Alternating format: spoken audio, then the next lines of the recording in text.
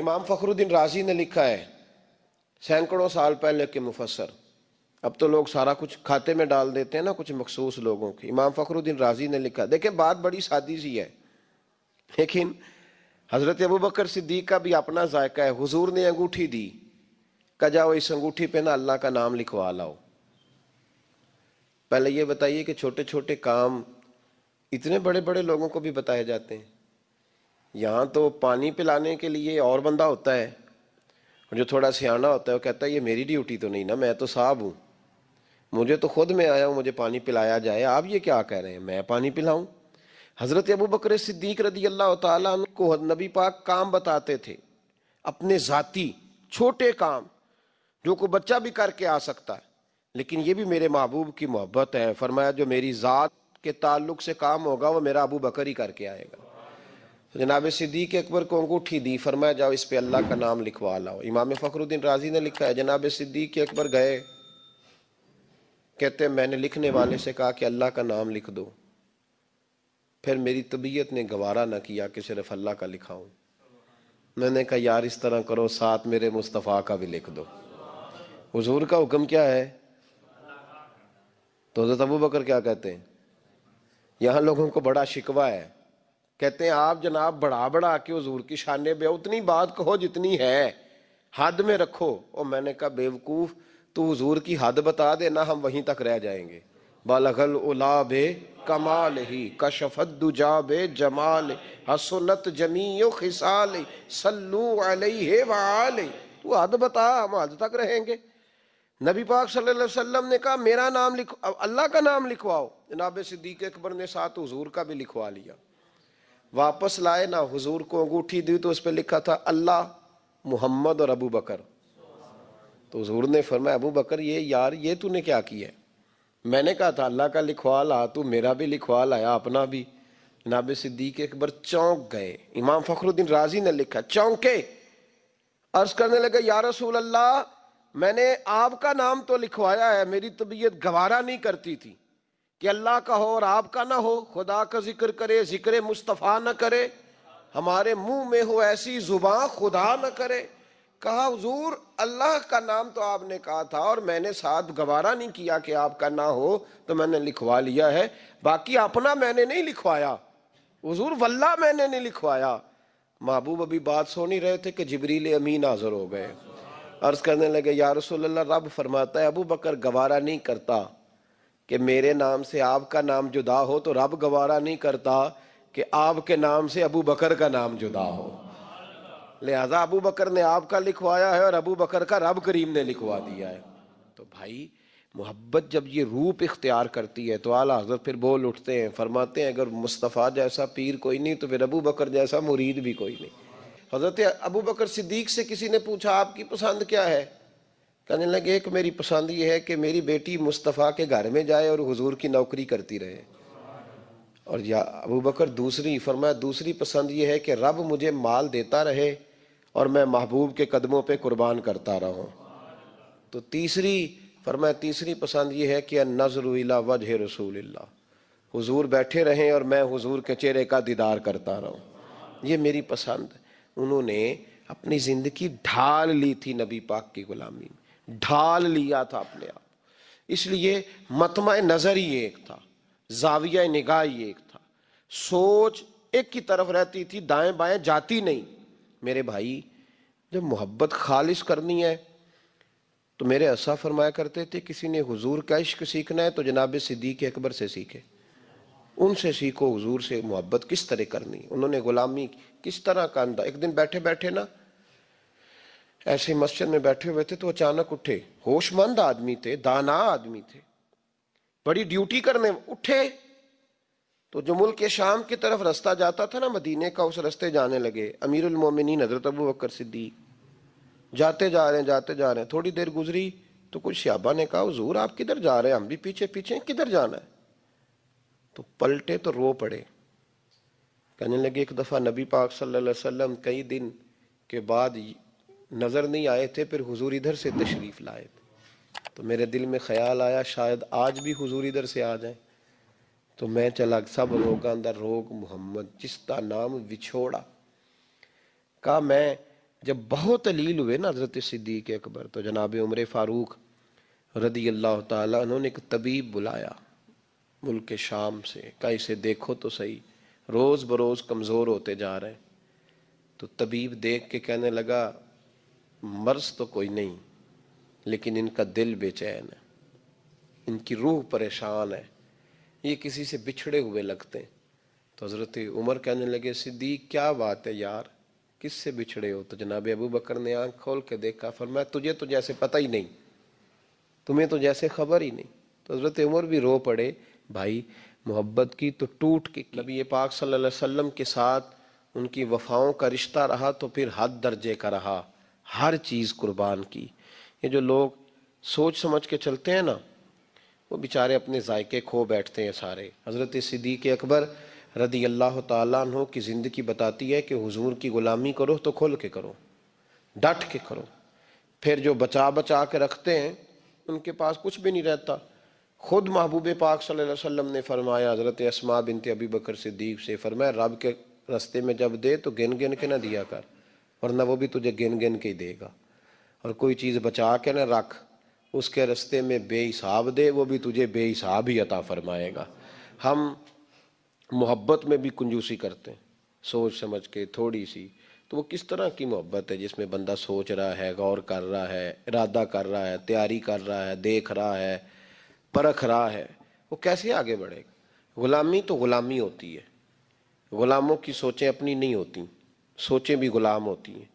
غلام جو ہوتے ہیں وہ اپنے محبوب کی رضا کی طرف توجہ رکھتے ہیں، دائیں بائیں لوٹ کر پلٹ کر ان کا مزاج نہیں ہوتا۔ حضرت ابو بکر صدیق رضی اللہ تعالیٰ عنہ نے محبوب پاک سید عالم صلی اللہ علیہ وسلم کی غلامی کی، ہر لحاظ سے کی، ہر وقت کی، ہر طریقے سے کی۔ امت مسلمہ اگر غلامی کا طریقہ سیکھے گی تو جناب صدیق اکبر سے سیکھے گی۔ حضرت صدیق اکبر بتلائیں گے کہ محبوب کریم سید عالم صلی اللہ علیہ وسلم کی غلامی کس طرح کرنی ہے۔ جب رات تھی نا بدر کی، تو کافروں کا سب سے بڑا نشانہ یہ تھا کسی طرح حضور کو شہید کیا جائے۔ وہ پورا فوکس کیے ہوئے تھے کہ نبی پاک صلی اللہ علیہ وسلم کو شہید کرنا، پوری توجہ تھی۔ تو صحابہ کہتے ہیں کہ ہم نے ارادہ کیا کہ حضور کے لیے علیحدہ سے ایک خیمہ بنایا جائے، چھپر بنایا جائے۔ حضور کے لیے وہ ہم نے چھپر بنا دیا، محبوب اس کے اندر قیام کرنے لگے۔ اب خیال یہ تھا کہ یہاں ڈیوٹی کون کرے گا، ڈیوٹی کون کرے گا، یہاں کون ٹھہرے گا، یہاں یہ بڑے خطرے والی جگہ ہے، یہاں کون ٹھہرے گا؟ فرماتے ہیں جب گفتگو ہونے لگی تو جناب صدیق اکبر فٹافٹ بولے، کہنے لگے تمہیں ضرورت کیا ہے انتخاب کرنے کی؟ میں جو ہوں، جب تک میں موجود ہوں کسی کافر کی جرت ہی نہیں مصطفیٰ کے خیمے کی طرف بھی دیکھ سکے، طاقت ہی نہیں۔ وہ آگے بڑھ کے ان جگہوں کا انتخاب کرتے، اس طرف ان کی توجہ رہتی۔ میرے محبوب پاک علیہ الصلوۃ والسلام ان پر اعتماد کرتے۔ 17 نمازیں نبی پاک نے جناب صدیق اکبر کے پیچھے ادا فرمائیں، 17 نماز۔ اور جناب ابو بکر کا بھی یہ حال تھا۔ آج تو باہر کھڑے ہو کے سلام پڑھو تو کچھ لوگ کہتے ہیں سلام آپ پڑھ لیں، کھڑے کیوں ہوتے ہیں؟ کھڑے ہونے سے دقت ہونے لگی۔ میں نے کہا چلو بیٹھ کے پڑھ لو بھائی، اگر اتنی سی بات سے ہی آپ کو دشواری ہے۔ حضرت صدیق اکبر رضی اللہ تعالیٰ عنہ نماز پڑھا رہے تھے، محبوب پاک سید عالم صلی اللہ علیہ وسلم تشریف لے آئے، حضور ایک صلح کے لیے گئے، فرمایا مجھے دیر ہو گئی تو کسی کو ابو بکر سے کہنا نماز پڑھا لے۔ تو کہتے ہیں حضور کو دیر ہو گئی، جناب بلال نے اقامت کہی تو حضرت صدیق اکبر مصلی پہ کھڑے ہو گئے۔ ابھی 2 ہی رکعتیں پڑی تھی کہ حضور تشریف لے آئے۔ جس جس صف سے حضور گزرتے رہے صحابہ رستہ چھوڑتے رہے۔ دوران نماز ہی محبوب پہلی صف کے قریب آئے تو جناب صدیق اکبر نے قدم پیچھے ہٹایا، عین نماز میں، عین نماز۔ حضور نے فرمایا ابو بکر مکمل کرو نماز، پھر قدم ہٹایا، تیسری دفعہ پھر کہا، پھر قدم ہٹایا، جناب صدیق اکبر پیچھے ہٹ گئے۔ محبوب نے نماز مکمل کرائی اور فرمایا میں نے جب کہا تھا مکمل کراؤ تو کیوں نہیں کرائی؟ تو کیا خوبصورت انداز ہے، کہنے لگے یا رسول اللہ اب ابو قحافہ کے بیٹی کی اتنی جرت تو نہیں نا کہ مصطفیٰ کا امام ہی بن جائے، اتنی جرت تو نہیں نا۔ تو عزیز یاد رکھیں حضرت ابو بکر صدیق نے حضور کی تعظیم کی، نبی پاک کا ادب کیا۔ وہ جو لوگ کہتے ہیں نا زیادہ قریب رہنے سے محبت کم ہو جاتی ہے، حضرت صدیق اکبر نے اس فلسفے کو بھی غلط ثابت کر دیا۔ انہوں نے ثابت کیا ہے کہ محبت خالص ہونی چاہیے، کئی دفعہ بندہ جتنا قریب جاتا جاتا ہے محبت اتنی زیادہ بڑھتی جاتی ہے. شرط ہے کہ یہ خالص ہو، اس میں اخلاص ہو، تصنع نہ ہو، بناوٹ نہ ہو، ریاکاری نہ ہو، ملاوٹ نہ ہو اس کے اندر. ایک دن نبی پاک صلی اللہ علیہ وسلم حضرت ابو ہریرہ اور دیگر بیٹھے تھے تو محبوب علیہ الصلوۃ والسلام نے فرمایا بھئی ذرا نا وقفے سے ملا کرو، محبت بڑھتی ہے. وقفے سے ملا کرو. قدر کھو دیتا ہے یہ ہر روز کا آنا جانا، بڑی دلچسپ ہوتی ہیں بے ترتیب ملاقاتیں. تو کہا ذرا وقفے سے ملا کرو، محبت بڑھتی ہے. تو ٹھیک ہے یا رسول اللہ صلی اللہ علیہ وسلم. تو حضرت ابو بکر صدیق بھی ایک دن پورا نہ آئے. جب بات ہو رہی تھی وہ بھی بیٹھے ہوئے تھے مجمع میں، ایک دن پورا نہ آئے. اگلی صبح حضور نے پوچھا ابو بکر کہاں تھے؟ عرض کی حضور آپ نے تو کہا تھا وقفے سے ملا کریں. فرمایا وہ دوسروں کے لیے کہا تھا، تیرے لیے نہیں کہا تھا. تو روز ملا کر، پابندی سے ملا کر، توجہ سے ملا کر. وہ تیرے لیے بات نہیں کہی، وہ کوئی اور ہے. جو قریب رہیں تو قدر کم ہوتی ہے.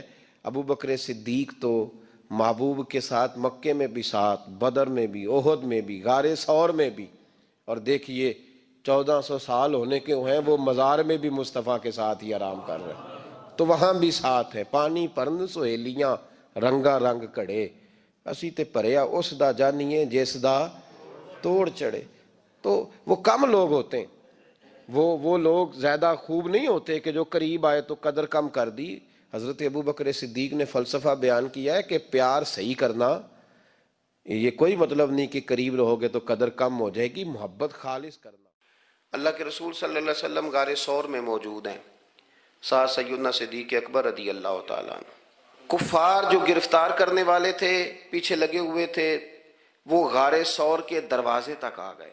جس طرح ڈاکٹر بول دیتا ہے، وہ کہہ دیتا ہے کہ اب جناب مشکل ہے، اگلے ہفتے آپ چلے جائیں گے.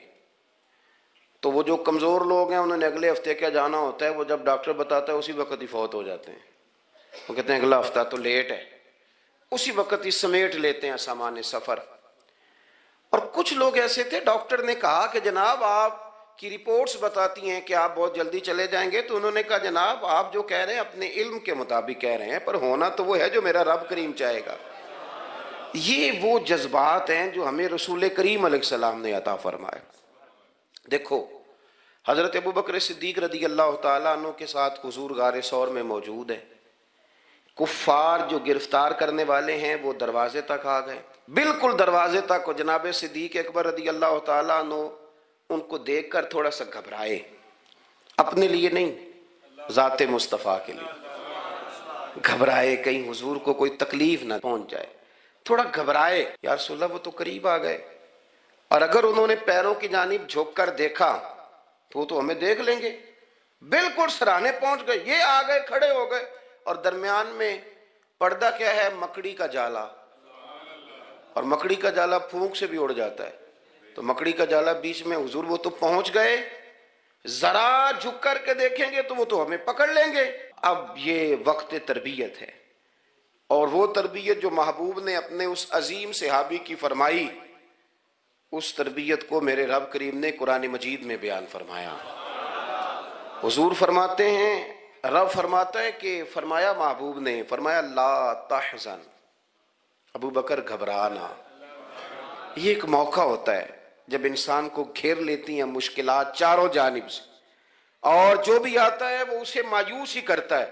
لیکن حالات کے سہمے ہوئے لوگوں کو بتا دو، حالات بدل جاتے ہیں، ایک جیسے نہیں رہتے. کہا لا تحزن، ابو بکر گھبرانا. کیوں؟ ہماری فوجیں آ کے انہیں پکڑ لیں گی، یا اندر ہمارے پاس کوئی ایسا اسلحہ موجود ہے کہ ہم ان پر چھوڑ دیں گے تو یہ مر جائیں گے. لا تحزن، ابو بکر گھبرائیے مت. کیوں نہ گھبرائیے؟ اس لیے کہ ان اللہ معنا، بے شک اللہ ہمارے ساتھ ہے.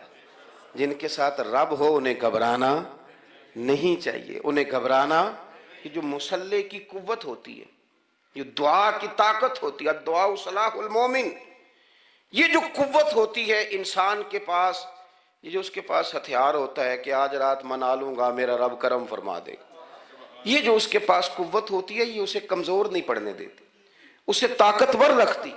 تو حضور نے افکار کے اندر یہ حسن پیدا کیا، لوگوں کو بتلایا کہ بجائے اس کے کہ تم کوئی چور رستہ تلاش کرو